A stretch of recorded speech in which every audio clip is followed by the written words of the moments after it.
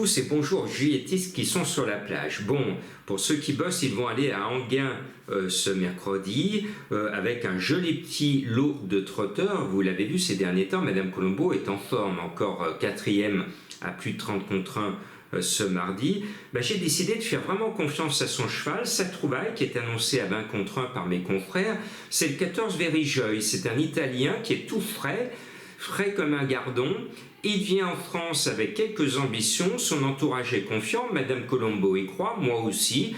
Alors pourquoi pas, parce que ce quintet peut rester ouvert et ce 14 Very Joy peut se révéler à l'âge de 10 ans chez nous. Il n'est jamais trop tard pour bien faire. J'aime bien ensuite plus raisonnablement celui qui va être le grand favori de la course puisqu'il coche toutes les cases. Il a l'avantage énorme de partir en première ligne derrière l'Autostar, c'est le 3 Galago du cadran, que ce soit sur le petit ou le grand écran. On va le voir pendant toute la course avec Gabriele Gelormini sur son sulky. Et puis normalement, c'est l'une des premières chances de la course, mais il est coincé, il est cadenassé, c'est le 9 Horatius Della.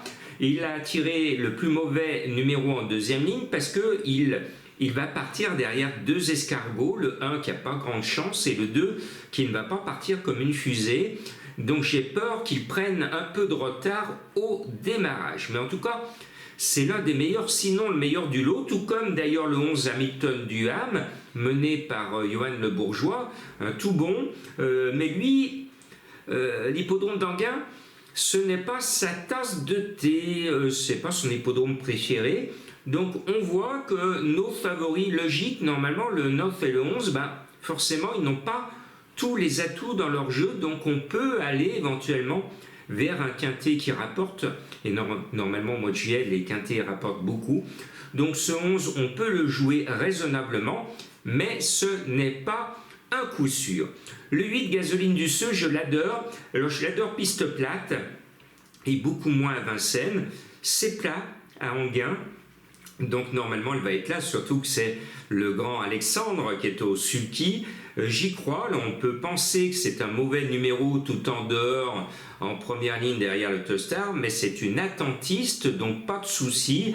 Alexandre pourra avoir le loisir de reprendre au départ, de se faire oublier et de se faire voir sur la photo fini. Voilà comment il va falloir qu'il mène.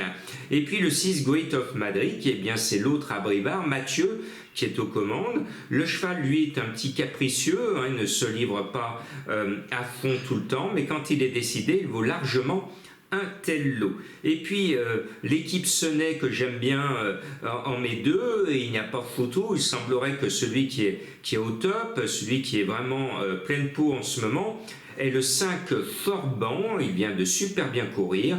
Donc s'ils en mettent deux dans la course, c'est qu'ils veulent en mettre au minimum un à l'arrivée. Et à mon sens, cela sera ce numéro 5. Et puis, il faut qu'il y ait une surprise. Il y aura forcément une grosse cote à l'arrivée et peut-être même deux.